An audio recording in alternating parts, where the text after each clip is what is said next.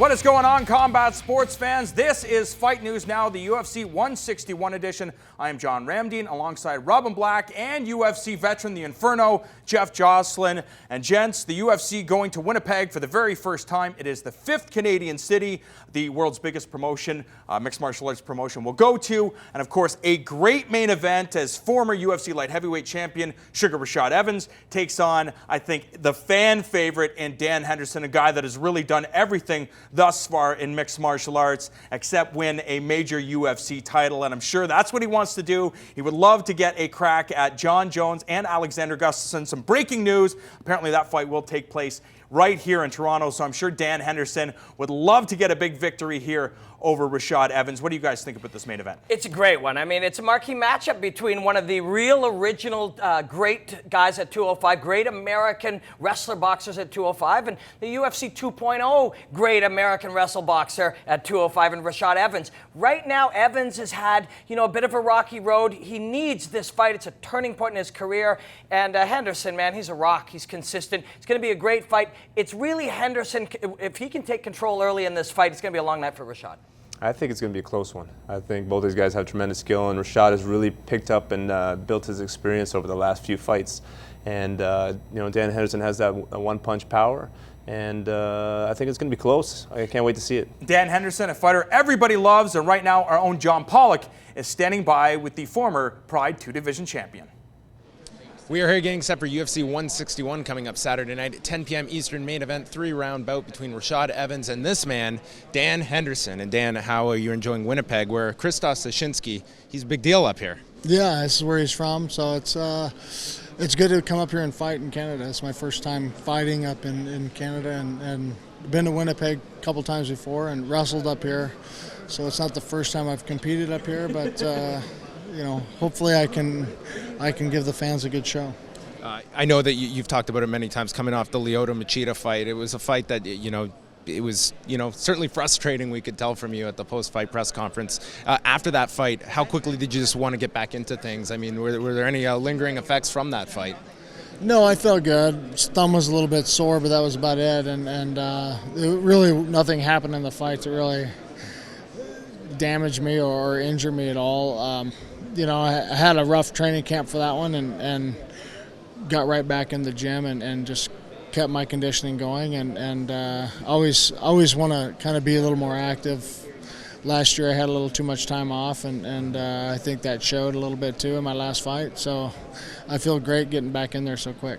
Is there that feeling that this is kind of must win in the sense that, that elusive title shot that you've come so close to getting, that a win here is just imperative if that is going to happen? No, I mean, I don't really pay attention to the what ifs. I just know that I'm out there fighting 100% to win no matter what. I don't like to lose, and whether I'm coming off a win or a loss or what's on the line, it really doesn't enter my head when I'm out there in the cage. So it's, I'm out there to win. Is there a chance that we might see the wrestling of Dan Henderson come out on Saturday? It's something that you've kept a bit of a secret the last couple of years. Well, the wrestling's always there, but it's subtle sometimes because the Greco-Roman it's a lot of clinch work. So I'm sure we'll be in the clinch a lot, and I'm sure I'll be defending some takedowns here and there, and I might even put him on his back.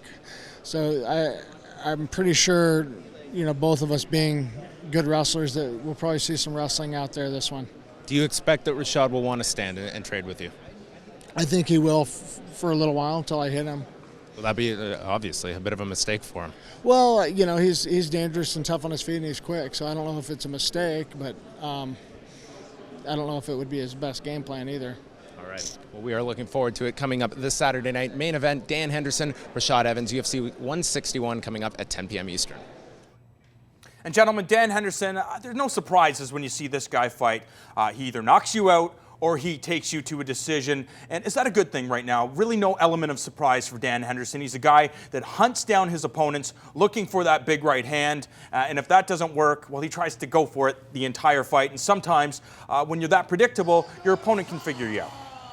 Jeff, when you teach Brazilian Jiu-Jitsu, you've probably said this a million times, you can teach a guy 1,000 moves, or you can show a guy one move and get him to do it 1,000 times. You know, and Dan Henderson, that right hand is coming for you. He doesn't have even a ton of setups. Uses the jab. Sometimes he sets it up off that inside kick or off a step, but he's done that right hand, thrown that right hand so many hundreds of thousands of times in his career, it's going to land it on you. The question is, it's tough because if you can take his power or you can avoid his power, then how do you outpoint a guy that outpoints so many other people in their career? So it's a very tough challenge. The thing about Dan Henderson, he's so experienced. He's been in there with the absolute best of the best, whether it be Fedor Emelianenko, Antonio Rodrigo Nogueira, Anderson Silva, really been in there with the top tier fighters. So I think the fact that his confidence is going to be a big factor. We were talking about it before, that Dan Henderson is a guy that isn't afraid of anybody because he's been in there with the best.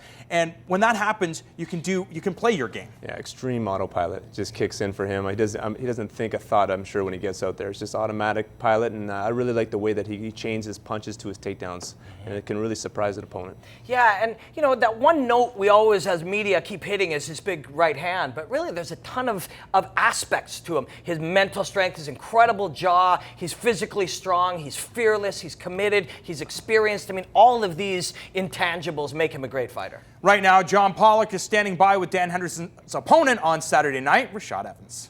All right, we're here in Winnipeg, Manitoba, getting set for UFC 161 coming up on Saturday night, 10 Eastern, main event, 3 rounds, Dan Henderson and this man, Sugar Rashad Evans. And Rashad, with the move up to the main event, also comes the main event grind, where you've probably done 10,000 interviews by this point. What question have you been asked the most? In other words, what do you not want me to ask you at this point? Well, the question I've been asked most is about my last fight, and is this a do or die fight for me? Oh, do or die. I'm going to assume that you weren't happy with your last fight, and you're hoping that you win on Saturday. That's exactly what I'm hoping. You are a genius. We were talking to Dan earlier. He said he expects you to come out and want to stand and trade with him. Do you foresee, how have you prepared for Dan's wrestling, and do you feel that that will be a big part of this fight on Saturday night? I think wrestling will be a big part of it, but for the most part, I think it's going to be, you know, we're going to exchange, we're going to trade. You know, Dan has that really, really big right hand, and I think he's going to try to hit it, you know, and that's okay, you know, because I'm ready for it. We've seen a lot of changes with the Black Zillions, but 2 new people that have come in, Kenny Monday and then Pedro Diaz for the wrestling and boxing. What have those 2 guys meant to the camp? You know, Kenny Monday has brought so much to the camp and so much to me, as far as just from you know, mentality, wrestling, and also just that leadership.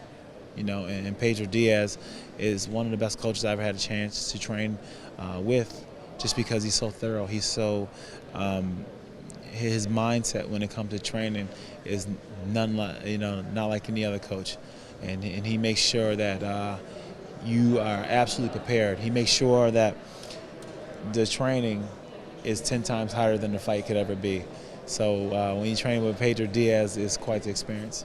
How do things balance out right now? Because you guys have so much talent in that gym, and that can sometimes be difficult when you're trying to focus on so many fights coming up. How is that dynamic at the Black Zillions right now? Do you guys feel that you have a good schedule, so to speak, in preparing each guy now? Yeah, we have a good schedule. You know, what it comes down to is each fighter just being accountable for really what their needs are, you know. I think the coaches do a really good job of making sure that they reach out to the fighters and make sure that they talk to them about what they feel their weaknesses and strengths are. And, you know, but it's ultimately up to each fighter to you know, seek out the coaches that you feel like you need to use the most, and come up with a routine and schedule that works for you. You are someone that, well beyond your fighting days, I think you have many, many avenues out there to explore, Rashad. We really appreciate this time, but we are looking forward to UFC 161 Saturday night, 10 Eastern on pay-per-view. Dan Henderson, Rashad Evans in your main event.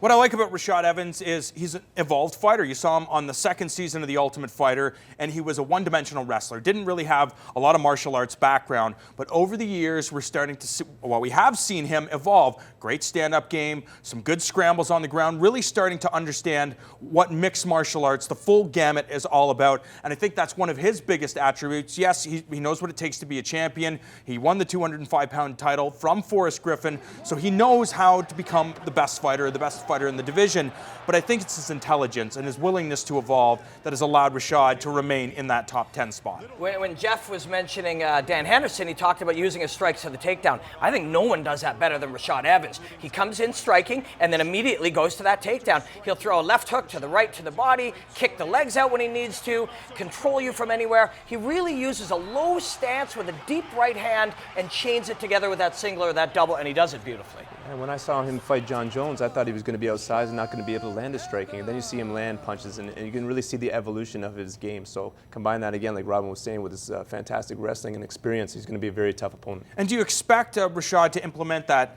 athletic, explosive wrestling game, try to wear Dan Henderson out, considering the fact that he's the older guy, 42 years of age? You know, he's been through the wars, been through the ringers, and if Rashad Evans is able to last 5 rounds with Jon Jones, he should be able to push the pace on Dan Henderson. Henderson, you know, we all call him a wrestler, but we saw Shogun take him down.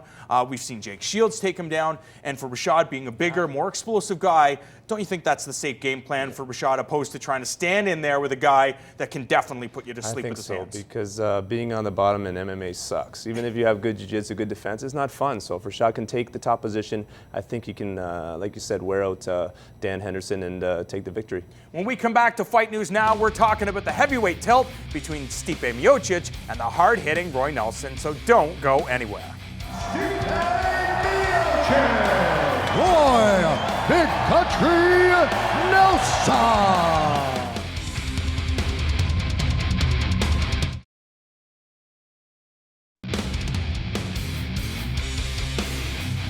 Fight fans, don't forget to tune in on Saturday night following the UFC 161 pay-per-view, as FN is pleased to present the post-fight press conference. We'll hear from the fighters, and then myself and Robin Black will break down what transpired in Winnipeg, Manitoba.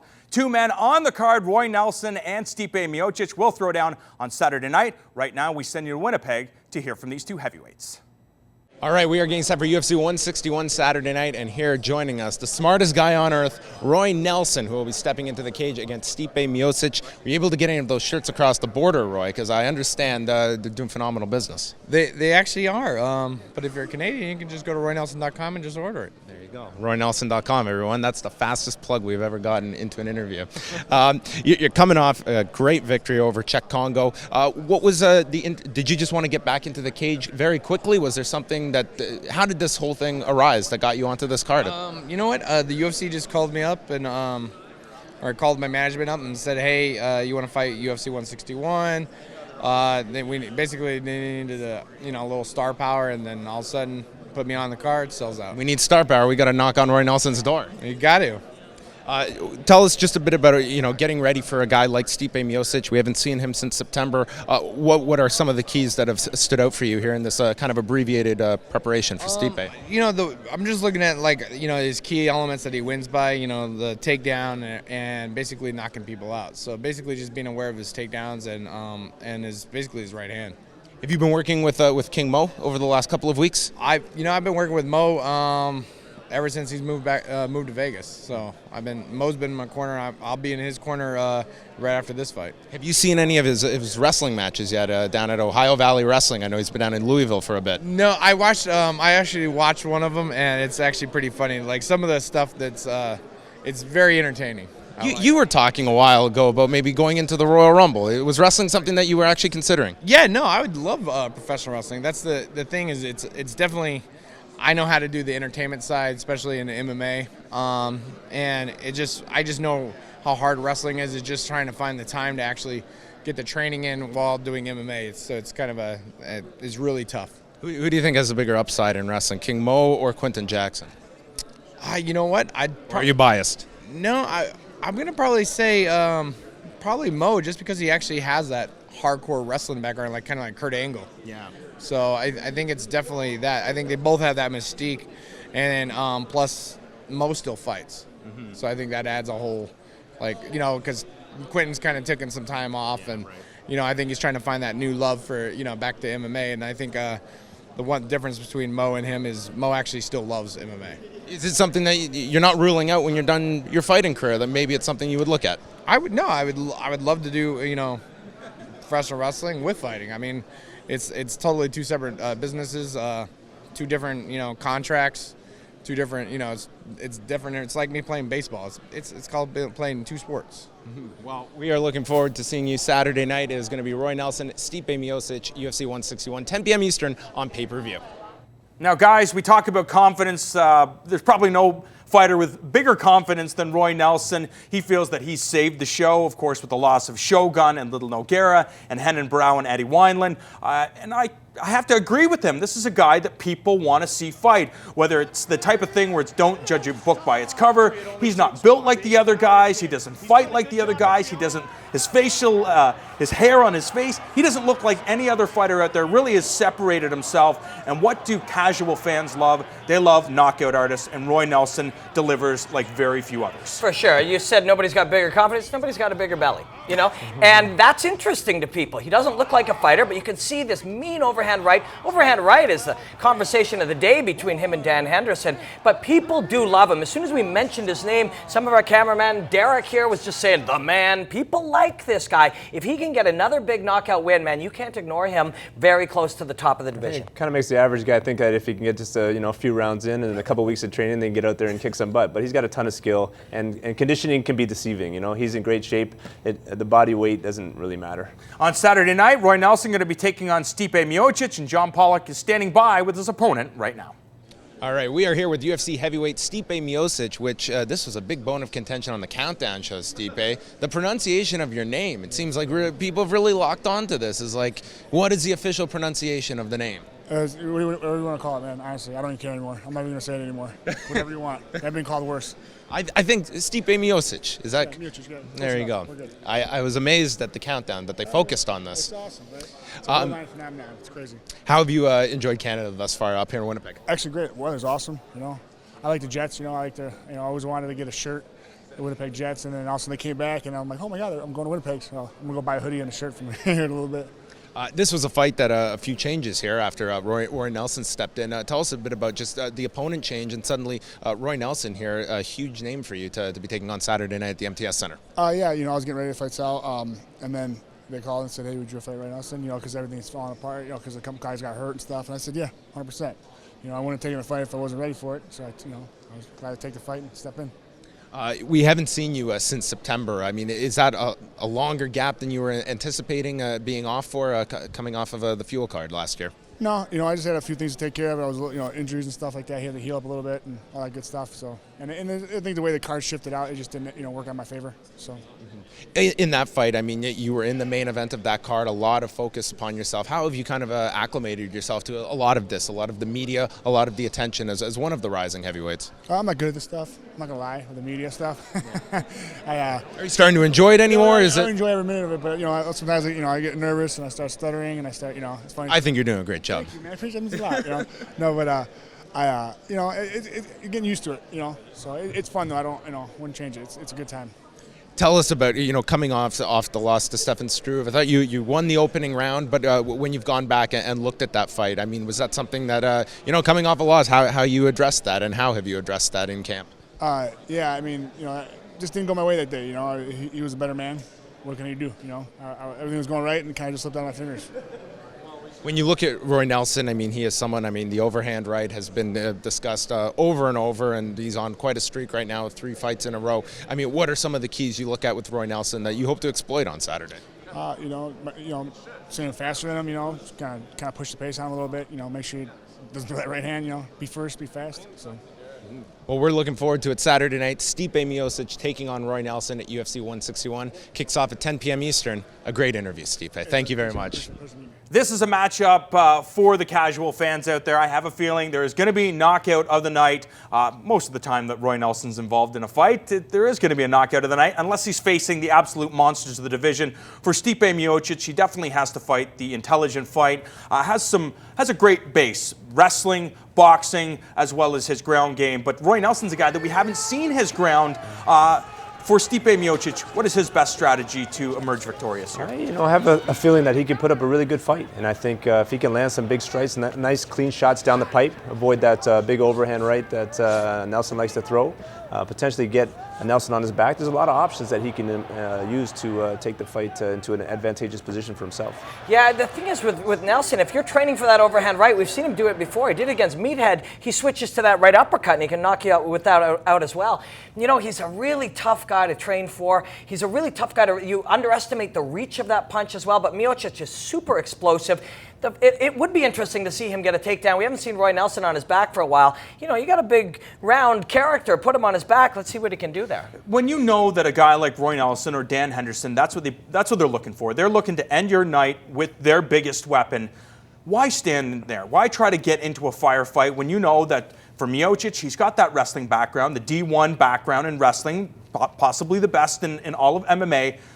Put him there because it's a place that we haven't seen. Why not try to battle somebody in an area you haven't seen them? Well, I think you try to do that. And then as fatigue sets in a little bit, your reaction time slows. And sometimes your mind is thinking about something else and then that punch comes. Because you cannot keep your mind just on that technique or something else is going to catch you. So it's a very tricky game. And that's what makes the sport of MMA so exciting and unpredictable. When we come back to Fight News Now, we take a look at a number of the Canadians that will be in action on Saturday night. Ryan, the big deal, Jimmo!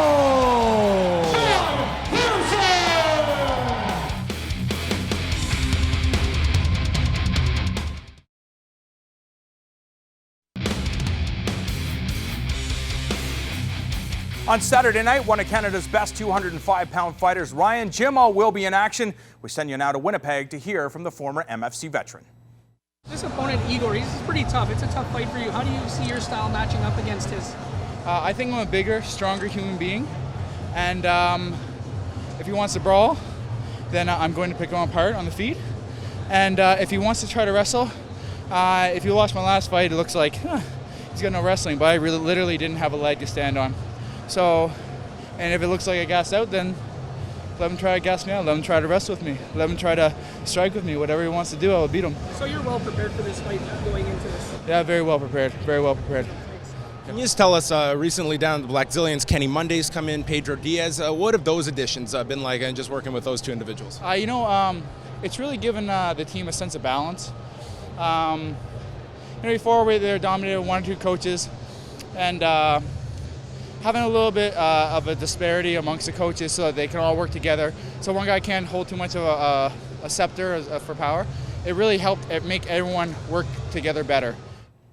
And gents, I want to talk about the style of Ryan Jimmo. We all know that to be successful in mixed martial arts, you have to have a jiu-jitsu background, a wrestling game, some boxing, some Thai boxing or kickboxing. But for Ryan Jimmo, he has that traditional martial arts background. Jeff, you're a black belt in karate. How does that aid fighters today, where some guys just look at it as, okay, this is what we're doing, this is the modern way, but for these traditionalists, they can bring new elements that maybe some of the new guys aren't used to? Yeah, well, the traditional point sparring, I came from the same art back when I was a teenager, and it gives you a lot of knowledge in terms of range and seeing kicks coming, a lot of speed attacks. It gives you a lot of things that you can apply when you start incorporating boxing and Muay Thai and wrestling, and it mixes nicely together.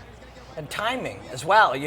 He's able to really lull a guy, and we see Lyoto Machida do that a lot. He will invite you in, and then smash you. And Ryan can strike moving backwards. He can strike moving laterally. He doesn't have the power when he throws those strikes while he's being mobile, but he can land those shots and get away unhurt. And you guys believe that, you come from a traditional martial arts background with Taekwondo. Do you believe that the traditional arts, you can have that good transition and be successful because you're throwing out things in your attack that guys might not have seen before? Exactly. It can be hard to train for. When a person's moving at different angles, you saw that when Machida came out on the scene, people weren't used to it. It took a long time for people to get accustomed to that type of movement and then make the adjustments. So can his opponent make the adjustments and figure out Ryan Jimmo on fight night? We're gonna have to wait and see. Yeah, and you hit it on the head when you mentioned it earlier. Guys start to anticipate what other guys are going to bring. You train for a boxer, you train for a kickboxer, you train for a guy with low kicks. But when you have a guy who's been doing certain traditional martial arts things since he was 5, 6, 7 years old, he's got those in his pocket that you're not expecting.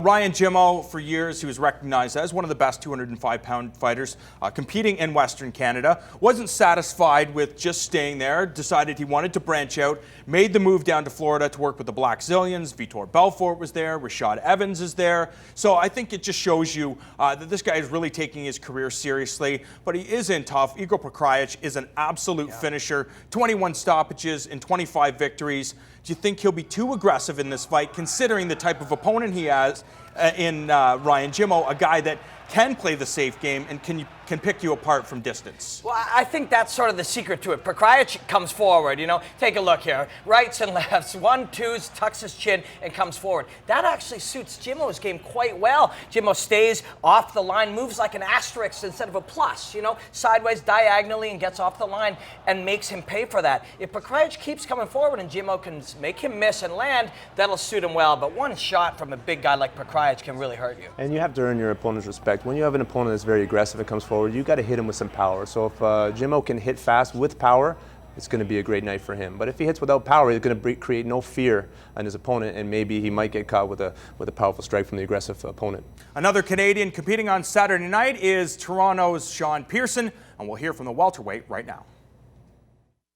How geared up are you now for Saturday, knowing your opponent? Everything's good to go Saturday. Are you ready to fight? I'm just anxious now. All the hard work's been done. I got a great opponent, great venue, great fans here. I just want to go out and perform now. Tell us about the costume and where you acquired this. Costume. I'm the Punisher. Oh, you're the Punisher, I see. want to say I'm Batman, but it didn't fit with the Shawn Pearson, but I'm the Punisher. I walk around a lot like this. I've been at the mall like this. My wife hates me, but it's entertainment. Me and the guy got to wrestle a little bit. I loved it. It was good times. This is fun for the fans. I'm going to play some video games after with them. I brought my gaming. We're going to play some Street Fighter, see who here can challenge me, and a little bit of work, Quickly, just tell us about the switch from TJ Waldberger over to Kenny Robertson. You obviously got a bit of notice here about the opponent change, but just tell us about changing over opponents here. To be honest with you, I try my best now not to care, because it's happened to me a bunch of times. Just like, unfortunately, I had to pull out of the last fight. So for Rick, he had to do the same thing. What I've told everybody is I try and focus on myself now rather than focus on my opponent. I'm going to make me the best Shawn Pearson I can be. And guys, Shawn Pearson with a great opponent right now, a submission fighter. Shawn is very knowledgeable in the grappling department. Of course, that's not his game. This is a guy that loves to move forward and try to punish guys in the stand-up department, but I think he really does have the edge in this fight because of his knowledge on the ground. Would you agree? Yeah, Shawn's been around the game a long time. I remember grappling with him back in the tournament when I was a blue belt back in the days, and he came in with a lot of wrestling experience, and immediately he was very tough on the ground in terms of jiu-jitsu tournaments as well, and so he's progressed so far from that, incorporated the striking, but he's always going to have that instinct and great defense against a ground fighting opponent, so I think this is a good matchup for Shawn. Yeah, and I really like the fact that people actually don't really know what Shawn Pearson does. Everybody, he comes from Grant Brothers Boxing. They look him up on the internet, they see that, and his opponents think he's a boxer. Shawn Pearson is a badass wrestler with a nice boxing game and a really solid submission game. Very well-rounded, but truly a wrestler at heart with that aggressive wrestling style, that aggressive training style. So guys come in kind of expecting something different than what he might bring. We had a chance to talk to one of his coaches, RG, and he said, Shawn just doesn't let go. In the training room, it's one thing, but when he steps inside of the octagon, it's almost like the game plan goes out the window because there are all these other distractions that you're concerned about. Of course, will you get caught if you lose this fight? You don't want to get hurt. You've got a wife and kids at home, so there's all these outside distractions. And for a fighter like Shawn Pearson, his coach RG says he just has to let it go. This is a guy that trains with George St. Pierre and trains with Rory McDonald, and if he's able to do what he does in the training room inside the octagon, he is going to be successful. Well, hearing him say that he doesn't care about his opponent's change, he's learning to loosen up, I think that'll transfer over. Maybe he's becoming more and more experienced, and we're going to see him totally let go in this upcoming fight. Yeah, and mentally, Jeff, you fought at the highest level, you fought at the UFC level. How do you do that? Like when, like John mentioned, you've got your wife calling you, are you okay? How's the weight cut going? You're thinking about your job, you're thinking about what you're going to do when you retire, all these things. How do you focus out on it and tune out all those people in the crowd and focus on smashing a guy in front of you? Well, you got to realize the only thing you can control is your training. And if you've done everything that you can to train and prepare for this opponent, 100% in the gym, then that moment in the fight is just have fun. Whatever's meant to happen is meant to happen. You cannot control what happens on fight night. You just prepare, and then it's actually the most fun moment of the fight, of the whole experience, just letting go and seeing how the cards play out. But what is the difference? I mean, you fought for Apex, and then you fight for the UFC. Obviously, two shows and two different levels. Did the lights, did the distractions, did the media obligations, did they affect the way that you fight? For me, it didn't affect me. I felt, fighting in the cage against Koscheck was just like any other training session. But I did a lot of mental preparation, had a really good system, and learned through years of jiu-jitsu tournaments, karate tournaments, mixed martial arts fights, how to prepare my brain. Now, if it was 10 years earlier, I think it would have affected me. But at that point, I was good to go. When we come back to Fight News, now we hear from the UFC president, Dana White, who's in Winnipeg.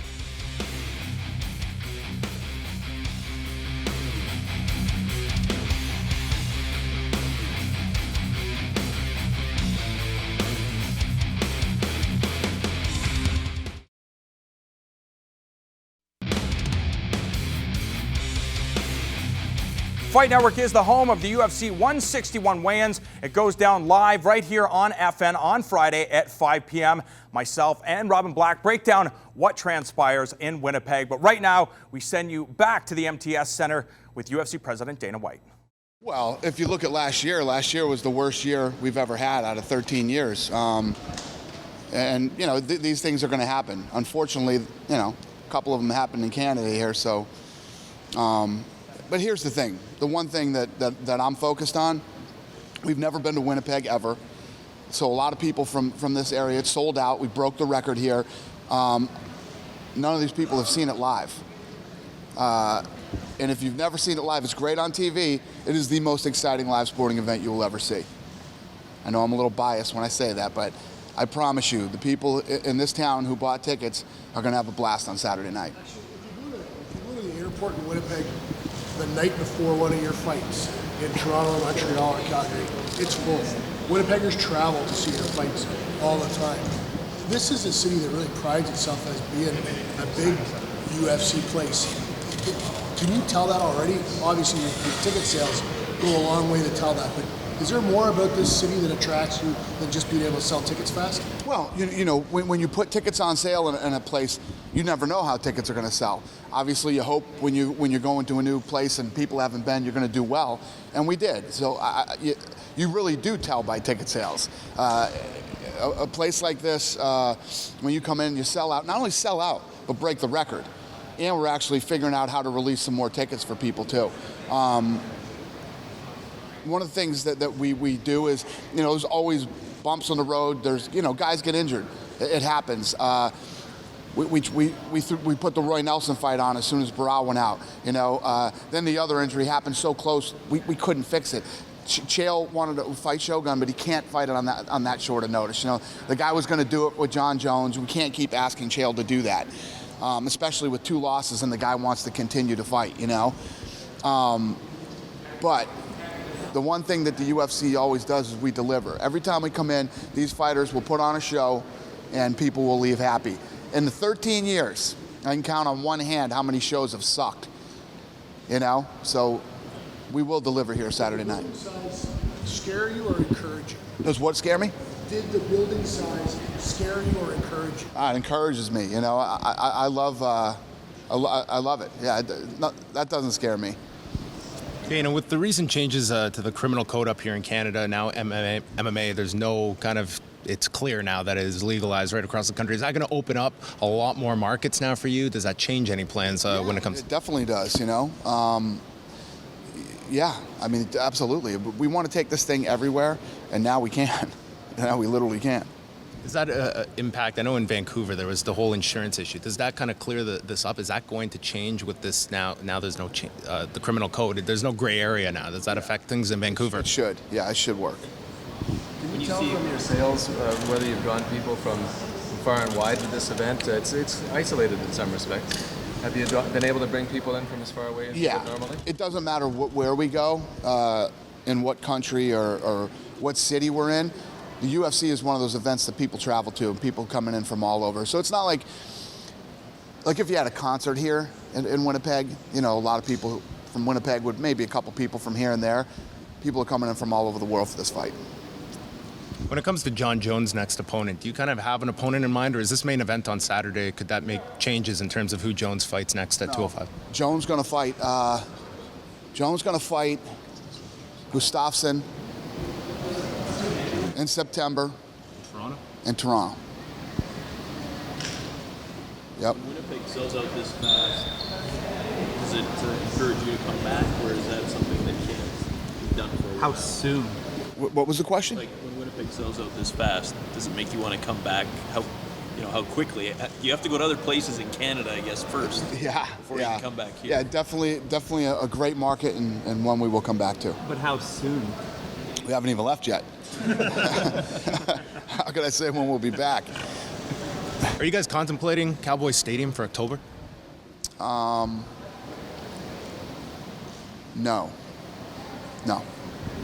You guys working on We're going to Houston in October. Would that probably be Kane and JDS? Probably. What's that? Sorry. I read yesterday there was rumors that you sort of selected October final for UFC for Henderson. Is there any more on that? Any more confirmation? Yeah, no, October's probably going to be Kane and JDS.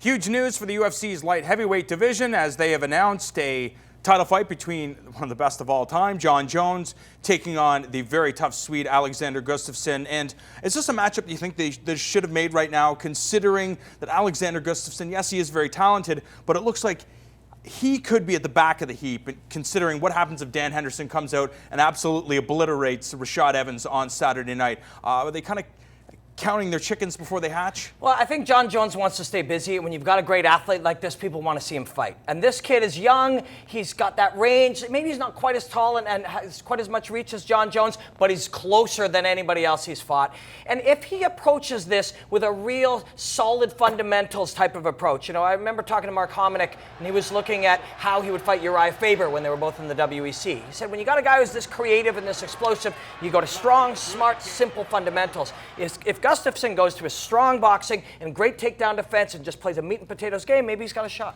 I think the way to beat Jones, it's obviously a very hard thing to do that people can't figure out right now, but I think it is with the clean striking, good punches. But then Jones is so crafty. If he gets outclassed with the punching, he's going to be doing low kicks at your legs. He's going to be moving. He's going to be taking you down. So it's a very a tough fight for Gustafsson. I think one of the things that makes Jon Jones so difficult to deal with is that he's so creative and he's so fearless, and the fact that he's so good in those transitions that he can go from the striking to the wrestling to the jiu-jitsu game so flawlessly, and I think people have had such a difficult time trying to deal with that. They're going to have a hard time convincing us that Gustafsson is a real threat to him. But sometimes if you're a guy like Gustafsson, you sneak in under the radar, you get prepared just right with just the right approach, and maybe you have a shot. But we're going to have a hard time believing that this kid is ready to beat one of the greats of all time. When we come back, we'll hear from some more Canadians that will be in action on Saturday night at UFC 161. Mitch Clarke, Roland Delorme, Yves Jabouin.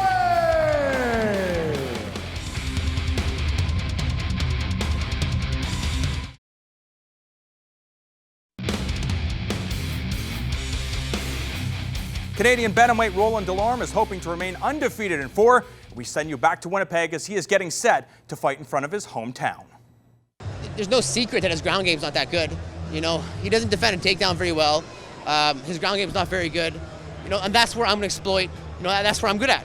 What he's really bad at, I'm really good at. So I'm going to do my best to go out there and exploit that. That being said, though, the fight starts standing up. So I'm prepared for everything. But I think my hands are better than his ground game there. He gets in trouble, he gives his back constantly. That's just something he does naturally. I don't think it's something that he can control. He just gets in trouble, gives his back. You give your back to me, man. That's a pretty bad thing to do. It's nice to finally get all the press that, I feel I deserve being in the UFC. Before my other UFC fights, I'd be lucky to get one interview, on CTV or Global or any of the local news channels before a UFC fight. Now, since the UFC came to Winnipeg now it's all of a sudden people noticing who I am, and people are asking me, how's it feel to be in your first UFC fight? And it's like, man, it's my 4th fight. I've been here for 2 years, and you just noticed, you know what I mean? So now, finally, people are starting to get to know who I am. I'm starting to get a little bit of recognition. Gents, confidence seems to be the name of the game for Roland Delorme, and right now a lot of pressure for him as he's fighting in Winnipeg in the biggest show in all of mixed martial arts. Edwin Figueroa, his opponent, kind of with his back against the wall, has nothing to lose as he's coming off a loss. He obviously wants to spoil the party for Roland Delorme. Talk about confidence and how important it is going into this fight for it to be at an all-time high. I think it's very important. You have to believe that you can kick butt out there, that you can win the fight and against whatever opponent is in front of you. And but you can't let overconfidence affect the way that you train. If you don't train and do the things that you need to do in the gym, it's going to show come fight time. Yeah, and if that confidence comes from the gym, from being in there and really being sharp when you're sparring and feeling like you're on top of things physically in the gym, then that's a real logical confidence. But Rolly has always had this kind of confidence. He's fought a ton of times in Winnipeg. He's going to wake up in his own bed and he's going to have the same breakfast he always has. He had a ton of fights at CFC in Winnipeg. It's only 3,000 people, but they're rabid fans. It's going to feel very much like home for him. And he is right. He has a huge advantage on the ground. He's got a beautiful judo game as well, black belt in judo. This fight, he will get his chances on the ground. Delorme believes obviously he's head and shoulders above Figueroa in the grappling department, but can you really anticipate the growth of a fighter that you haven't seen over the last 8, 10, 12, 6 months, where everybody's obviously looking to expand their skill set, and a fighter can be very different from one fight to the next in any aspect of mixed martial arts? I think you can, because you're improving as well all the time. So if you've been working on your ground game, you're still going to be stronger than the other person, in my opinion, on the ground. So I think he's doing the right thing, looking to take this fight to the ground and try to exploit, like you said, the weakness of his opponent. We'll send you back to Winnipeg to hear from Canadian lightweight Mitch Clarke. He does have a lot of weaknesses I think I can exploit. And I think coming down to 55 is not going to be as easy as he thinks it is. I have a hard 3 rounds in me, plus some. I train with some of the best guys in Canada, some of the best guys in the States. At MMA Lab, all great 155ers. So I'm ready for whatever he throws at me. He's not going to be anything I haven't seen before. He's going to be good at some things, and I'm wondering how the weight cut's going to affect him. I'm not banking on it, but I'm looking to bounce back, get a little bit of redemption. I had to kind of change up how I trained. I think it made me a better fighter, made me also kind of put my priorities in the right order. You have to jump 2 feet in this sport if you want to compete at the highest level. So, I got my knee surgery, I got eye surgery. I got rid of some dead weight in people that I didn't need in my life that were kind of negative. So I'm really looking forward to, as I said, redemption. Mitch Clarke making a number of changes in his life, and talk about how outside influences can affect your career and perfect the performances you have inside of the cage. It can, I've been in situations where I was in a fight with my wife and then I went to training, I drove an hour to train, I got there and I couldn't throw a punch. I was in an argument, I don't know, it's not the situation, but things that are outside the cage can affect you and change you emotionally and make things tough in training. So it's great to hear that he's got made the changes necessary to improve his training process. Yeah, I think for Mitch, it's really going to come down to where he's at mentally. Early in his career, he came into the UFC at 9-0, but those wins, his opponents in total had 20 wins and 25 losses. So he fought lower level guys. The guy he fought before going to the UFC was 3 wins and 4 losses from some very small camp, and then he had to fight a Renzo Gracie black belt in his next fight. So he's had to come up here. His confidence needs to be solid. He's got to remember those days when he was winning, instead of those last 2 fights where he fought really well, but he has yet to prove to himself that he's really a UFC fighter at 155. If he's as mentally strong as I know he can be, this is the night he'll do it. We've heard fighters say in the past that I can't be concerned about what my opponent brings to the table. I have to play my game and play it perfectly. But don't you have to be concerned with some of the elements that your opponent will probably try to deliver in the fight? It's too unpredictable in my opinion. The sport is, things happen so fast. You could be thinking one thing, the guy does the other thing. So it's better to really focus on what you're going to do, the game you want to implement. Plus, if you start thinking about what they're going to do too much, it makes you nervous. Forget that. Think about what you're going to do, makes you feel good, you get out there and it usually happens. Watch for Mitch to go crazy if and when he wins this fight. Being 0-2 in the UFC and getting a win, he is going to celebrate like a madman if he wins. One of TriStar's best will be in action. We'll hear now from Yves Jabouin. First of all, Yves, obviously you haven't fought since September. You had, unfortunately, the fight in March fell apart. I mean, just take us to that part of having that big gap between fights. Very frustrating, I'm sure. It's mentally frustrating, but when you sit down and you think about it, it was a great opportunity for me to have a longer period of time training, really getting myself up to date, getting myself up there, and really having some time to rest my body from war. So I'm fired up, I'm ready to come back, and I can't wait for it. I know back in March they had you in and just wanted you to go through all of fight week. Did you end up making weight that week and everything? I made weight, I made everything I was fighting, but in the end, nothing, just for the fun of cutting weight. The fun of cutting weight. wait, you know. Well, tell us a bit about Dustin Peg now having an opponent that has not fallen out of his card coming up on Saturday.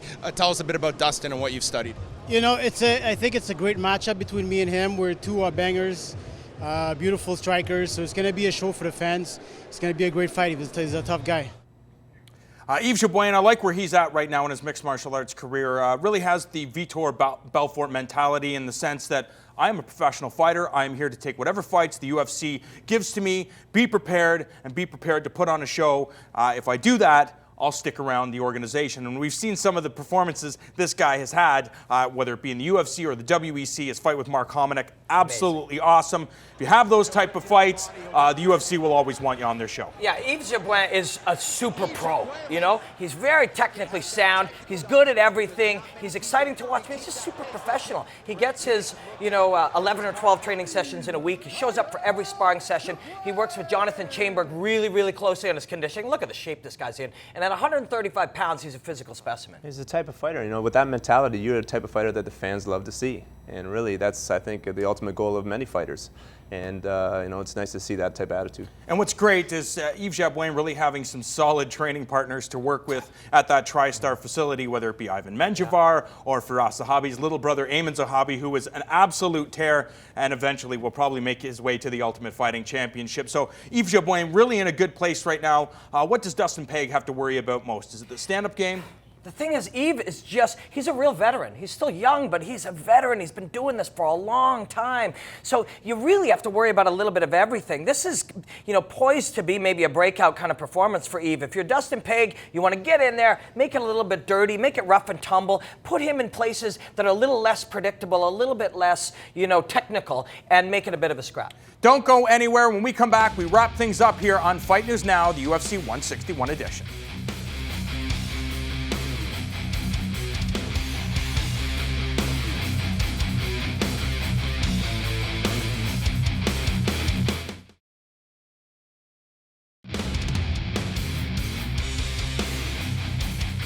And remember, fight fans, to tune in to Fight Network following the UFC 161 pay-per-view, as we will bring you the post-fight press conference. We'll hear from a ton of fighters, and then Robin Black and myself will break down what transpired in Winnipeg. We all know there's a ton of heavyweights in action on Saturday night. Roy Nelson taking on Stipe Miocic, Sean Jordan, and Pat Barry. A lot of people expecting those two fights to deliver KO of the night. But for submission of the night, what is your pick, Jeff? I got to go with BJJ black belt Jake Shields over Tyrone Woodley. I think he's going to catch something, within the time frame of the fight. Jake Shields, I think still one of the most underrated fighters in the 170-pound division. If he can really implement his game, get this fight down to the ground, of course, he can tap out anybody in the UFC's 170-pound class. People have really short memories, man. This guy is a top guy, real submission guy, and a fantastic fighter, and we forget how good he is, I think. But knockout of the night, man, there's going to be a guy patting his belly after he gets the knockout of the night. You're confident that Roy Nelson will emerge victorious, knocking out Stipe Miocic. How confident are you? Pretty confident, man. Miocic, Jeff and I were looking at that footage, and Miocic, when he leans in, his arms are wide open, and Roy's going to have opportunities to land that giant Roy bomb. I know it's not the card that everybody anticipated. They wanted the bantamweight title fight. They wanted Shogun, but instead they get Dan Henderson and Rashad Evans and Roy Nelson. It is going to be a great night of fights. On that note, on behalf of Jeff Jocelyn, Robin Black, the entire crew, I'm Jon Ramdeen saying so long. We'll see you on Saturday night. Enjoy the fights.